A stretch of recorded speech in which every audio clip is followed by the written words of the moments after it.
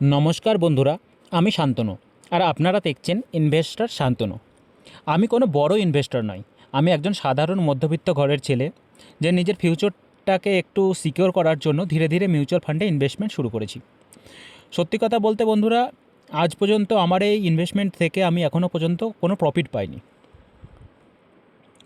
এই ইনভেস্টমেন্ট থেকে আমি এখনও পর্যন্ত কোনো প্রফিট পাইনি, বরং অনেকের মতো পোর্টফোলিও এখনও নেগেটিভেই আছে। কিন্তু তাও আমি ইনভেস্টমেন্ট বন্ধ করিনি, কারণ আমি বিশ্বাস করি কি ডিসিপ্লিন রাখলে আর টাইম ঠিকঠাক ম্যানেজমেন্ট করলে অবশ্যই আগামী দিনে আমি এর থেকে একটা ভালো রিটার্ন জেনারেট করতে পারবো। তো আজকের ভিডিওটা আমি নিউ ইনভেস্টরদের জন্য যেমন ইম্পর্টেন্ট আছে, তেমনই অলরেডি যারা ইনভেস্টমেন্ট করছেন তাদের জন্যও ইউজফুল হতে চলেছে। কারণ আজকে আমি কোনো থিওরি তোমাদের সামনে বলবো না, আজকে আমি আমার রিয়েল মিউচুয়াল ফান্ড পোর্টফোলিওটা তোমাদের সামনে তুলে ধরবো।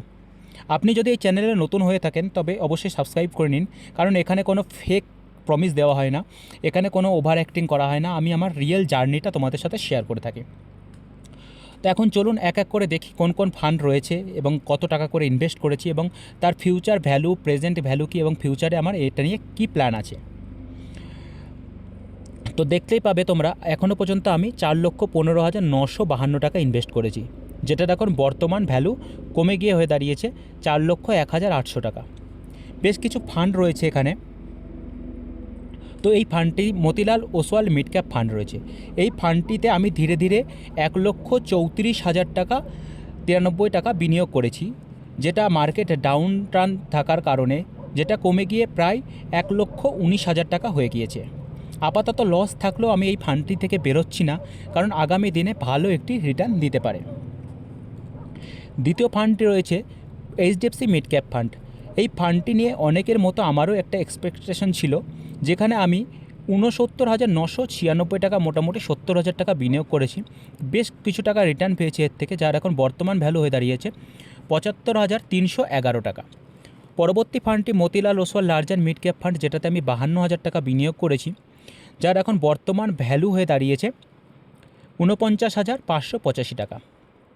পরবর্তী ফান্ডটি হলো পারাকপারিক ফ্লেক্সি ক্যাপ, যেটাতে আমি 49,000 টাকা বিনিয়োগ করেছি, যেটার এখন বর্তমান ভ্যালু 49,209 টাকা। পরবর্তী একটি পিএসইউ ফান্ড রয়েছে এসবিআই কন্ট্রা ফান্ড, 40,771 টাকা বিনিয়োগ করেছি, যেটা এখন বর্তমান ভ্যালু 41,459 টাকা। পরবর্তী ফান্ডটি একটি small cap fund, Nipon India small cap fund, যেটাতে আমি 34,098 টাকা বিনিয়োগ করেছি, যার এখন বর্তমান ভ্যালু কমে গিয়ে হয়ে দাঁড়িয়েছে 32,482 টাকা। পরবর্তী বেশ কিছু স্মল ক্যাপ রয়েছে, তোমরা দেখতে পাবে স্ক্রিনে। টাটা স্মল ক্যাপ রয়েছে এবং কোটাক স্মল ক্যাপ রয়েছে, যেটাতে এখনও পর্যন্ত আমি নেগেটিভ রিটার্নের সম্মুখীন হয়েছি। একটি ফান্ড রয়েছে এইচডিএফসি রিটায়ারমেন্ট সেভিংস ফান্ড, যেটাতে আমি 10,000 টাকা বিনিয়োগ করেছি, যেটার বর্তমান ভ্যালু 10,327 টাকা। এই ফান্ডগুলিতে আমি লং টার্মের জন্য বিনিয়োগ করেছি। আপাতত এই ফান্ডগুলি থেকে আমি কোনো পয়সা উইথড্রল করব না কিংবা সুইচও করব না। পরবর্তী একটি ফান্ড রয়েছে এই ইউটিআই নিফটি 50 ইন্ডেক্স ফান্ড, যেটাতে 4,000 টাকা বিনিয়োগ করেছি এবং যার এখন বর্তমান ভ্যালু হয়ে দাঁড়িয়েছে 4,054 টাকা। এসবিআই স্মল ক্যাপে 4,000 টাকা বিনিয়োগ করেছি, যেটার এখন কমে গিয়ে হয়ে দাঁড়িয়েছে মোটামুটি 500 টাকা মতো, এতে লসে রান করছে 3,581 টাকা। ICICI Prudential large and mid cap রয়েছে, 2,000 টাকা বিনিয়োগ করেছি, যেটা এখন ভ্যালু হয়ে গিয়েছে 2,216 টাকা।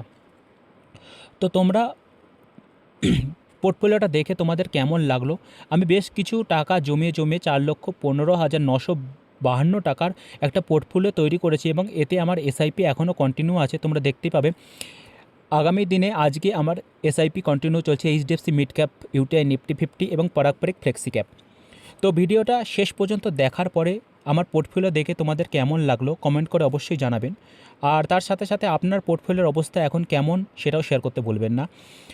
তাহলে আজ এই পর্যন্তই, দেখা হচ্ছে আবার পরের ভিডিওতে। ততদিন ভালো থাকবেন, সুস্থ থাকবেন আর ডিসিপ্লিন ইনভেস্টর হয়ে থাকবেন।